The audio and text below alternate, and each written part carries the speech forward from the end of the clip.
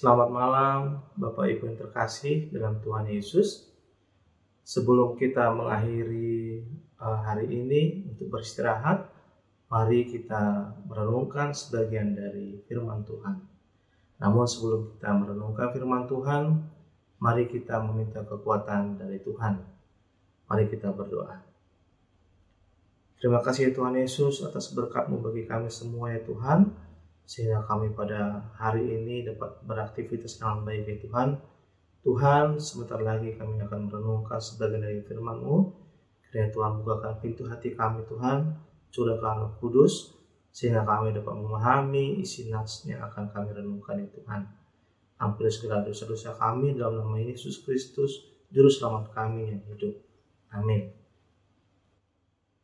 Adapun nats firman Tuhan yang akan kita renungkan pada malam hari ini terambil dari 1 Yohanes 2 ayat 18 sampai 29.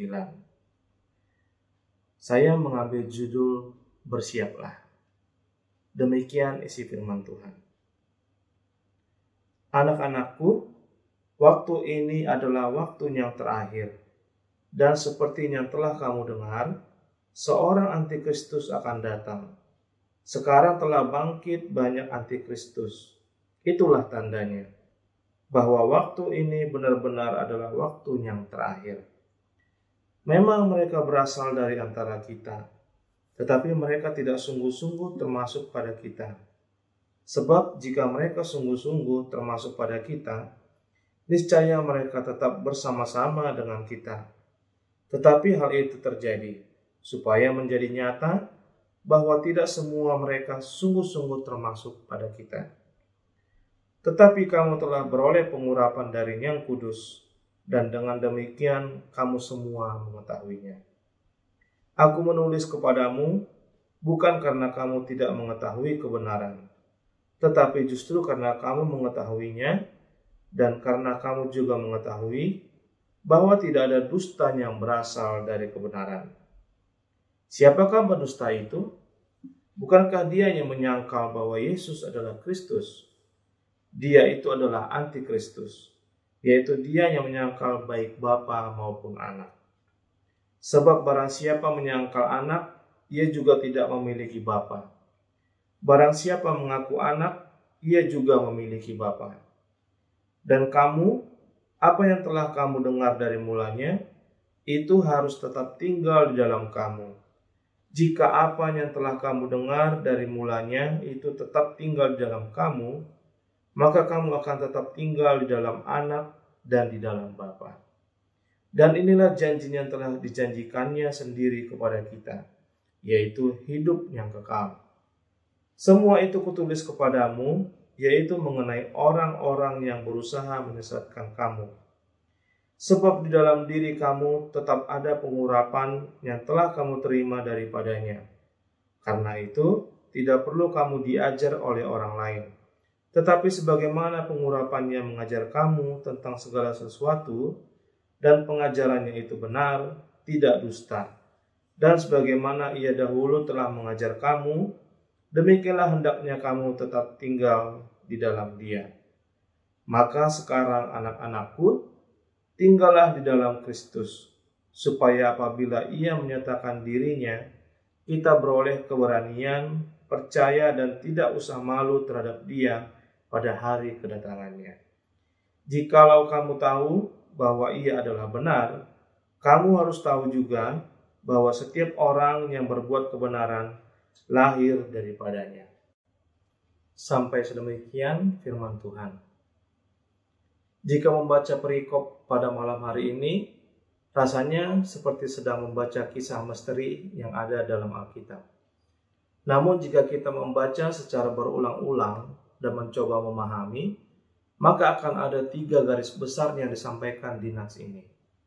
Yang pertama adalah nubuat Nabi Yohanes tentang waktu, yaitu tentang akhir zaman yang akan datang.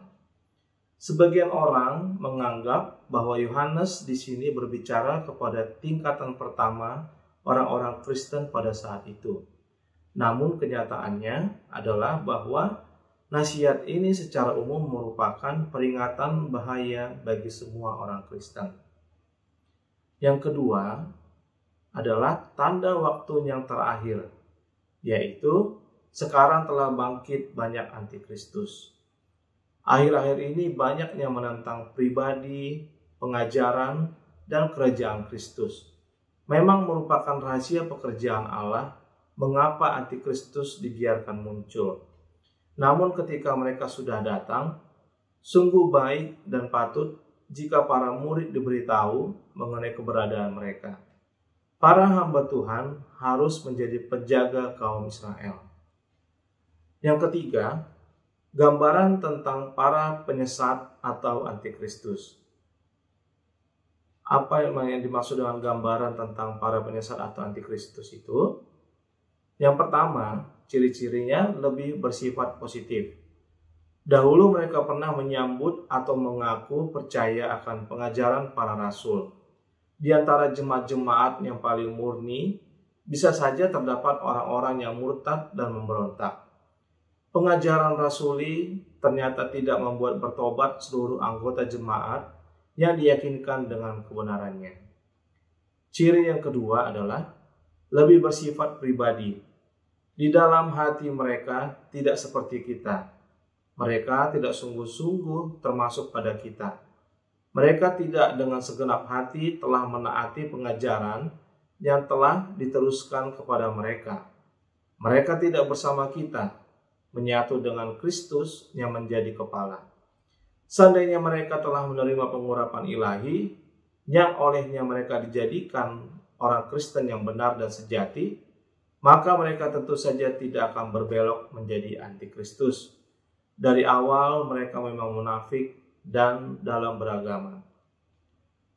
Tentu saja kehadiran antikristus ini tidak harus menjadi serangan merugikan bagi para murid dan kita sebagai orang percaya pada saat ini. Mengapa saya katakan demikian?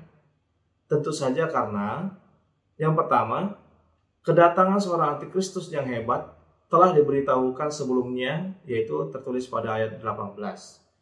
Jemaat telah diberitahukan melalui pewahyuan ilahi bahwa akan ada perlawanan panjang dan berbahaya terhadap Kristus dan jemaatnya. Juga tertulis di 2 Tesalonika 2 ayat 8-10. Tidaklah mengherankan bila terdapat banyak pendahulu atau pelopor sebelum sang antikristus yang utama itu tiba. Sekarang telah bangkit banyak antikristus, rahasia kejahatan juga sudah bekerja. Yang kedua, jemaat juga diberitahu mengenai tanda dari waktu terakhir ini. Sebab Mesias palsu dan nabi-nabi palsu akan muncul, dan mereka akan mengadakan tanda-tanda yang dahsyat dan mukjizat-mukjizat, sehingga sekiranya mungkin mereka menyesatkan orang-orang pilihan juga. Tertulis juga di Matius 24 ayat 24. Yang ketiga, kedatangan antikristus ini justru semakin memurnikan jemaat Kristus. Semakin menunjukkan siapa jemaat yang benar-benar hidup dalam firman Tuhan dan siapa yang hanya berpura-pura saja. Dari perikop ini, apa yang bisa kita aplikasikan dalam kehidupan kita sehari-hari? Saya menarik kesimpulan yang bisa kita petik dari firman Tuhan hari ini, yaitu yang pertama, dalam menghadapi akhir zaman ini, kita harus tetap waspada agar kita jangan terseret ke dalam kesesatan orang-orang yang tak mengenal hukum. Yang kedua, wujud kewaspadaan kita adalah dengan tetap hidup di dalam Kristus. Artinya, kita memegang teguh pengajaran Kristus dan hidup di dalamnya. Untuk mengenali ajaran palsu, kita harus hidup dan terbiasa dengan ajaran benar tentunya. Dan yang ketiga, kita bisa tetap tinggal di dalam gereja atau Kristus memang karena pekerjaan Roh Kudus. Tetapi, kita juga tentu harus berjuang dalam kehidupan dan keseharian kita dengan berhati-hati pada ajaran sesat, berpegang pada kebenaran yang sudah kita terima dari semula, terus belajar firman Tuhan, tinggal dalam Kristus dan mentaati Tuhan dengan melakukan kebenaran. Maukah saudara melakukan semua itu? Kiranya kita semua berkenan di hadapan Tuhan Yesus dan menjadi anggota keluarga kerajaan Allah. Amin. Demikian renungan nats kita pada malam hari ini. Kiranya kita dapat menjalankannya dalam kehidupan kita sehari-hari. Mari kita minta pertolongan Roh Kudus sehingga firman bisa bernas dalam kehidupan kita sehari-hari. Mari kita berdoa. Terima kasih Tuhan Yesus atas nas firman pada malam hari ini ya Tuhan, di mana kami diperintahkan untuk bersiap-siap dalam menghadapi akhir zaman ini Tuhan, dengan semakin banyaknya antikristus di antara kami Tuhan. Tuhan urapi kami dengan Roh Kudus sehingga kami dapat memahami dan juga mengerti apa yang dimaksud dengan antikristus itu, dan kami tidak akan tersesat dengannya ya Tuhan. Tuhan berkati kami malam hari ini Tuhan. Ampuni segala dosa-dosa kami dalam nama Yesus Kristus Juru Selamat kami yang hidup. Amin. Selamat malam Bapak Ibu yang terkasih dalam Tuhan Yesus.